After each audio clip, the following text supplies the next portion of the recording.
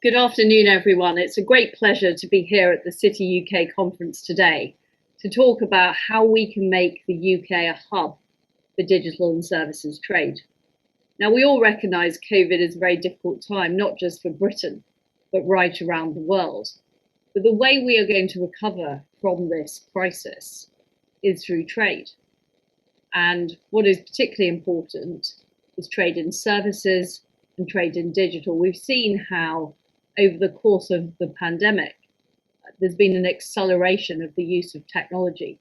And of course, Britain is incredibly well placed to benefit from the future growth in areas like digital, services, and technology, from robotics to fintech to computer games to green finance. We're the second largest exporter in the world, totaling £318 billion. We export nearly as much services from Scotland and the northwest of England as the entirety of France does. We're the top FDI destination in Europe, with more investment in technology than Germany and France put together, totaling more than £10 billion. Our computer games industry is growing faster than ever. And in terms of tech unicorns, billion-dollar tech companies, we have more than any other countries apart from the United States and China. Fintech ones like Revolut, Monzo, and TransferWise. So we really are leaders in the area of services and technology. What I think we can do with our own independent trading policy is we can help shape the future of the global rules in areas like digital, in areas like services, that haven't seen the level of reform that they need to at the World Trade Organization. And we can work with like-minded partners, other countries that believe in free enterprise, democracy, and the global rules-based system to actually promote those new areas like digital and data trade. We are prioritizing our services and digital industry alongside our other key interests like advanced manufacturing and like the food and drink industry.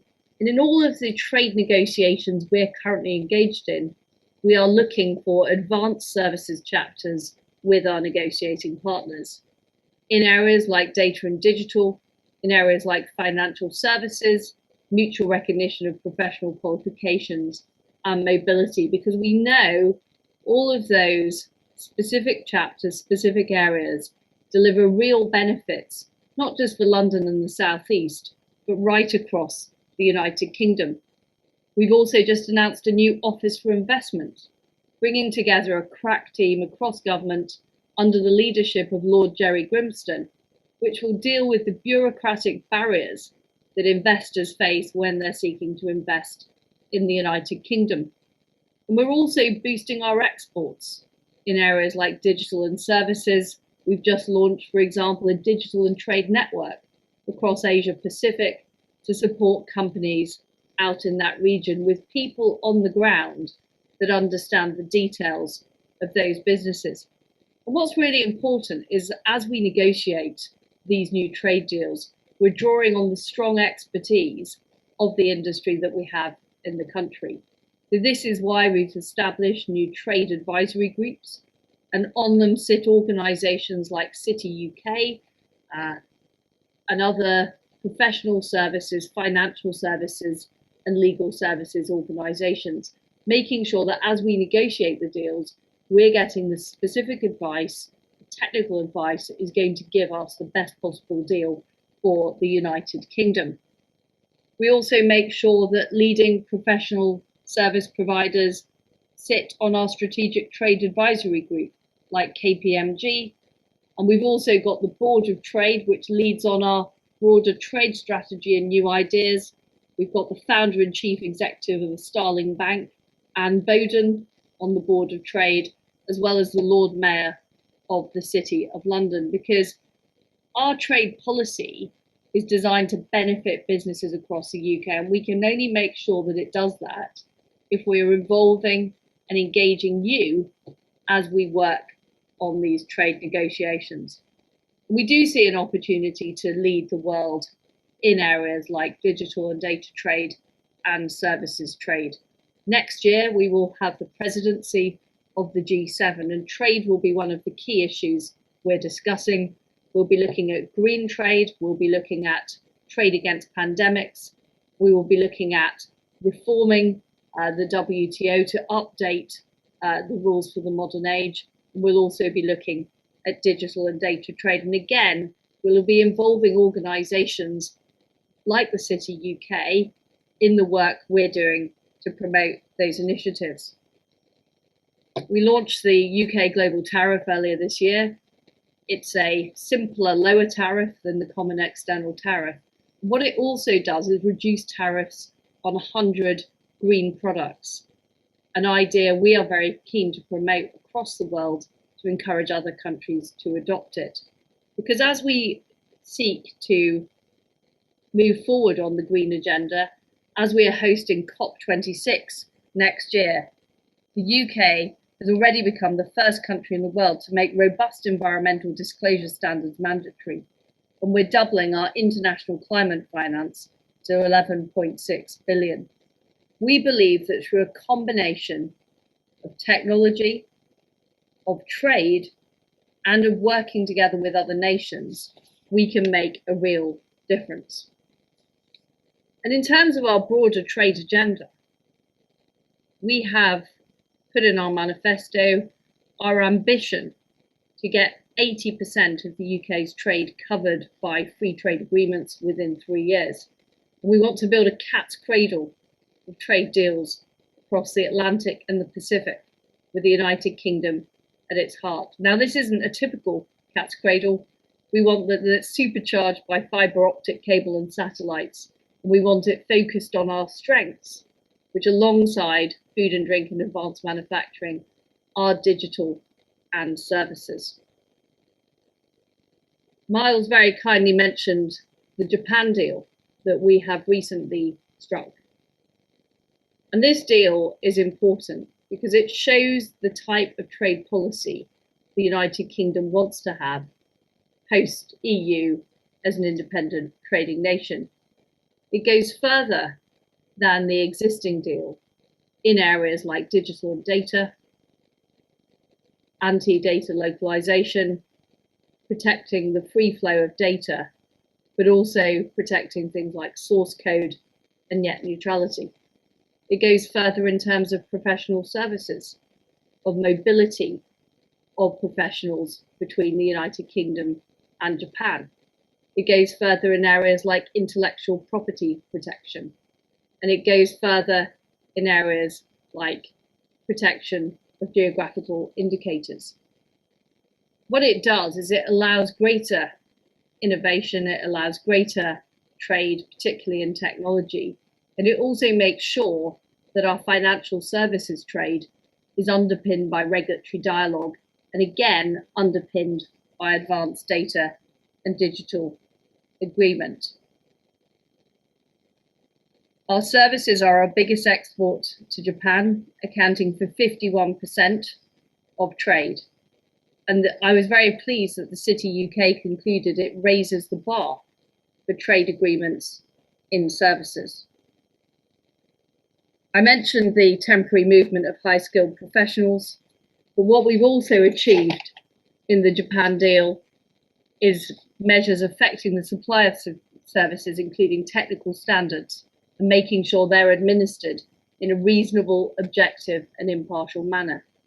It also paves the way for us to explore mutual recognition of professional qualifications, and British providers stand to benefit from most rules Japan may liberalise, such as the Foreign Lawyers Act.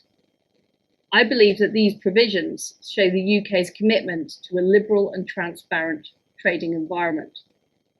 And what we secured in the Japan deal is only the start. We're also in negotiations with the United States. We recently completed round 5.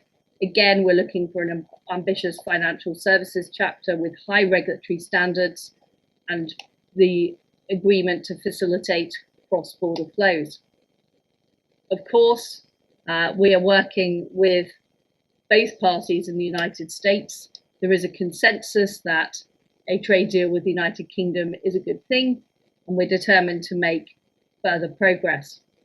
We're also working with our close allies, Australia and New Zealand, on gold standard deals that will go further in areas like services, in areas like digital data, and in areas like investment.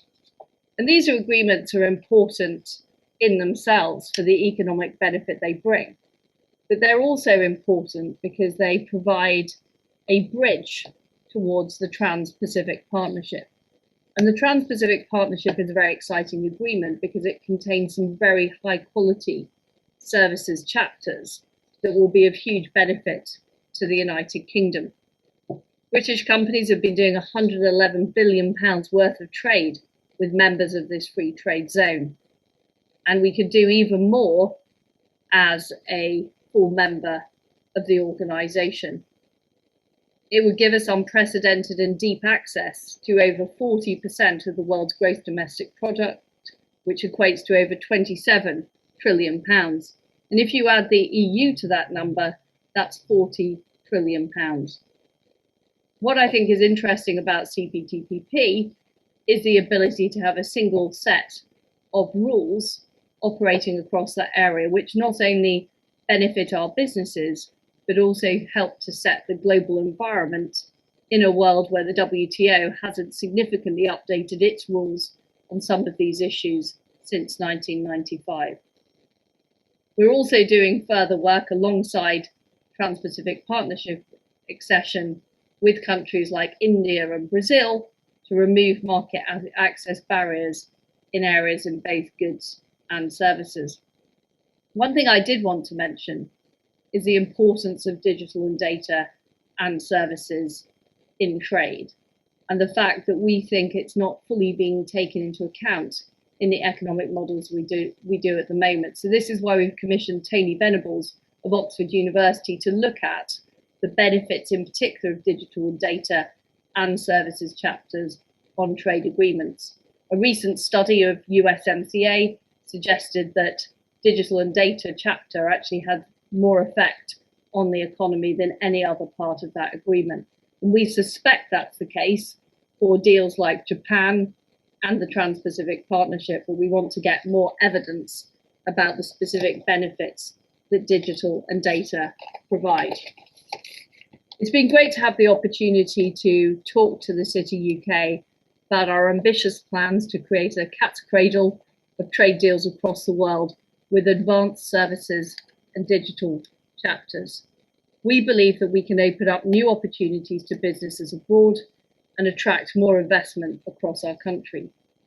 We have unparalleled opportunities ahead because we are prepared to be innovative, we're prepared to look at new ideas, we're open to these advanced digital and data agreements.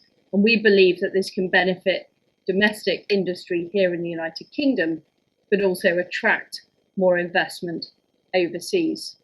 I think this year of all years, we've seen that our services, our digital and data trade is a key to the future prosperity of the United Kingdom. And at the Department of International Trade, we're absolutely determined to make sure that we continue to deliver on that, we continue to open up new opportunities, and we continue to work with this industry that is so vital for the whole United Kingdom. Thank you.